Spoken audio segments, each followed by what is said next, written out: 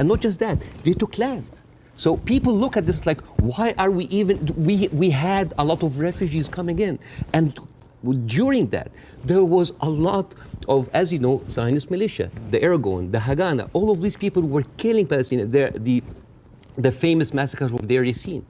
You're talking about the atrocities of October 7th, it's horrible. But in the Arab mind, there is Deir Yassin, where there is an incredible movie called Tantoura, Tantoura, where the Israeli members of those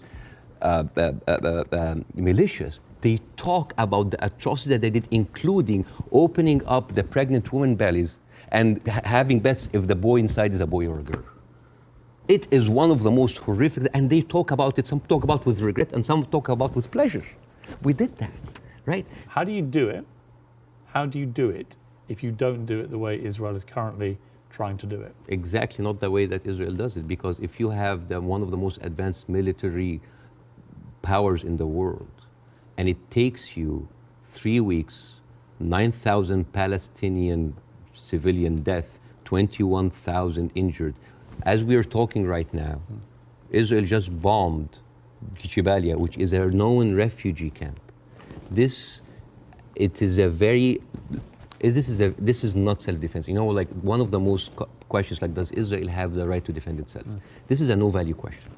This is a no-value question. Well, I would ask a different point. I would say, not only do they have a right to defend themselves, which every country would after a terror attack, right?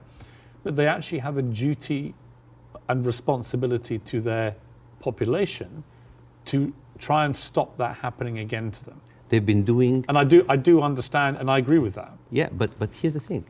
If it takes you all of that time, all of these civilians, to take out a few hundred guerrilla fighters... We don't know how many of the people... A few thousand. We don't know. It doesn't matter. Yeah, but Bassem, you don't know and I don't know. We don't know, but right? like... We don't even know if the casualty numbers are correct because they're all coming from Hamas.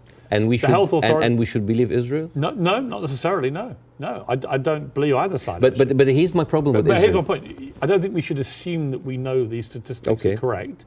I don't think we should assume we know exactly how many children are being killed. We do know a lot have been killed, so the moral argument remains the same. But we don't know how many Hamas terrorists have been killed in the last 3 weeks. We just don't know, do we? So basically we're dealing with a very incompetent military force that has been sucking America dry for years, and then they cannot do the job. But how else do they get rid of Hamas? Not like that. How do they do it? I don't know, but not like that, because they've been trying. But you've got to have another. They have. First of all, I'm not a military expert. Second of all, they've been trying the same thing for years. They go in. This is not an eye for an eye anymore. This is an eye, a limb, a life, a house, a neighborhood, a whole population for an eye. They don't see. I mean, your friend Ben Shapiro that you particularly despise. Oh, I love Ben Shapiro. He's very smart. Oh yeah, but you've been very critical of him, and that's fair enough. I'm sure he would be of you.